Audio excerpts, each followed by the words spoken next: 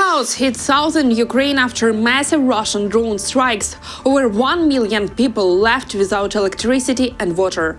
On the evening of January 7th, Russia targeted energy infrastructure in Dnipro, Kryvyi Rih, Zaporizhia and surrounding areas, leaving over 1 million people without electricity, heat or water.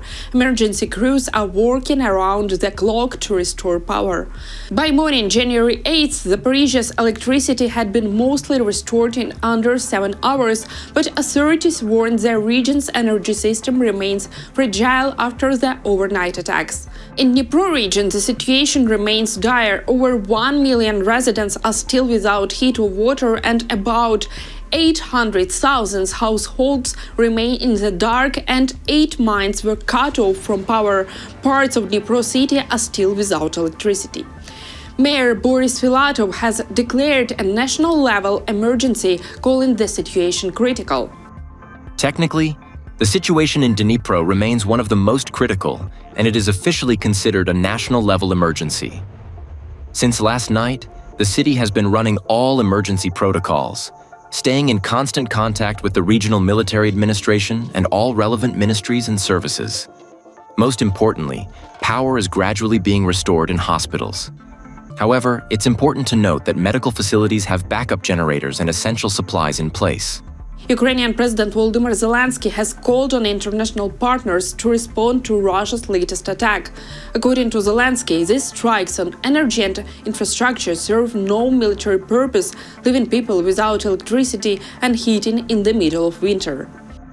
This is Russia's war specifically against our people, against life in Ukraine, an attempt to break Ukraine. That is why support for our resilience and all forms of assistance to our state must function at full capacity. Diplomatic discussions cannot be a pretext for slowing down the supply of air defense systems and equipment that helps protect lives. We are working with our partners to ensure an adequate response. Donald Trump gives green light to Russia's sanctions. President Trump has officially backed a bipartisan sanctions bill targeting Russia. Republican Senator Lindsey Graham says the president gave it the green light. A vote could happen as soon as the next week. If passed, these sanctions could ratchet up pressure on Moscow, sending a clear signal from Washington. Graham added that the new sanctions could force countries to rethink their Russian oil contracts. It's part of a broader U.S. strategy to cut funding for Russia's military and increase pressure on the Kremlin in the war against Ukraine. After a very productive meeting today with President Trump on a variety of issues, he greenlit the bipartisan Russia sanctions bill that I have been working on for months with Senator Blumenthal and many others. This will be well-timed, as Ukraine is making concessions for peace and Putin is all talk, continuing to kill the innocent. This bill will allow President Trump to punish those countries who buy cheap Russian oil, fueling Putin's war machine.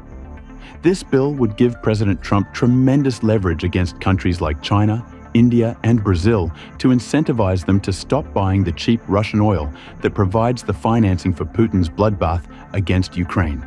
Senator Graham and Republican leaders in the Senate have been working with the White House for months, trying to finalize the sanctions bill. And this is not the first time Graham said his legislation could move forward soon.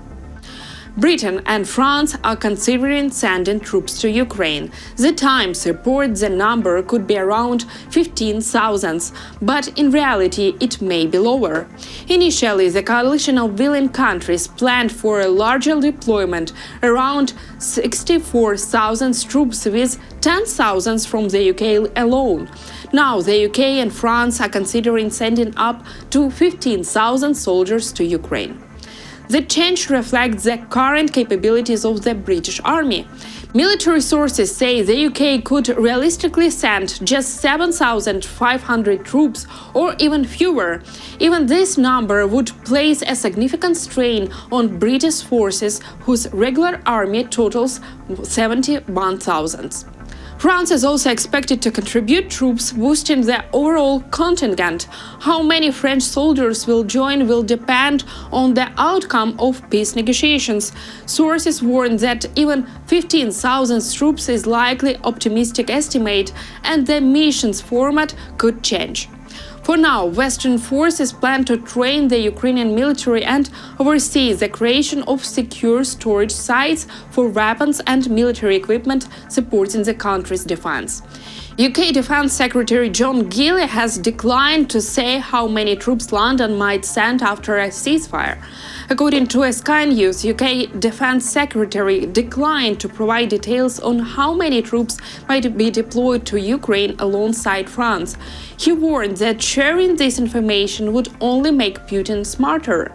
Unlike London, French President Emmanuel Macron has started to release some numbers. He said Paris is considering sending a few thousand soldiers to Ukraine. Slovak Prime Minister Robert Fico, who skipped the so-called coalition of willing meeting in Paris and does not back its approach, said Slovakia could help monitor a peace deal or a ceasefire if both sides agree to stop the fighting.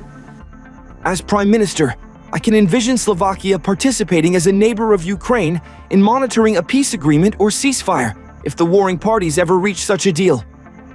When it comes to the plans of the so-called coalition of the willing, I fundamentally prefer bilateral, mutually beneficial cooperation with Ukraine based on joint government negotiations. Fico stressed that Slovakia will not send any troops to Ukraine as part of multinational forces. He said Bratislava is only willing to cooperate with Kyiv in non-military areas. Possible areas of support include civil and humanitarian cooperation, energy and transport projects, assistance with electricity and gas, and humanitarian aid, such as providing demining vehicles. Meanwhile, French newspaper Le Monde reported that Kremlin representative Kirill Dmitriev, involved in talks with Washington on the Russian war, was in Paris on January 7th. According to Le Monde, Dmitriev was spotted in Paris. The Elysee Palace denied reports that he visited the presidential palace the day after the coalition of the Vilnius meeting, which included President Volodymyr Zelensky, Trump's special envoy Steve Witkoff, and the US president's son-in-law Jared Kushner.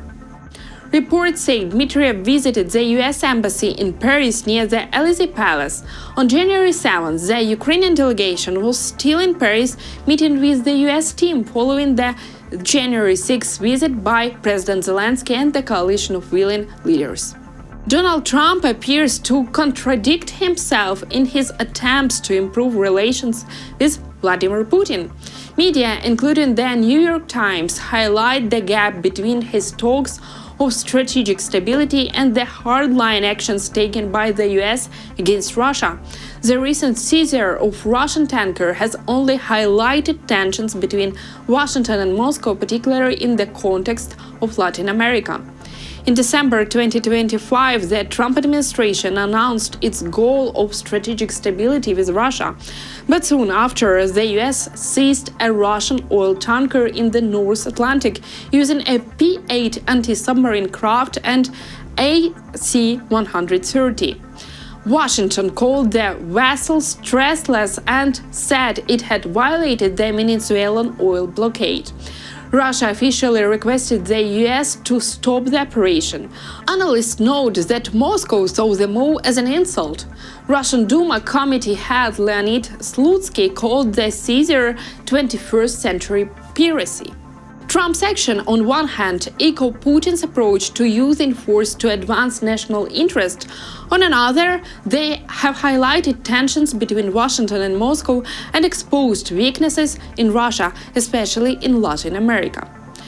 Kennan Institute director Michael Kimmage says Trump's recent actions have created more headaches for Putin than solutions, complicating Moscow's position. Despite ongoing contacts between Trump and Putin, the US has not forced Ukraine to give in and continues to share intelligence with Kyiv.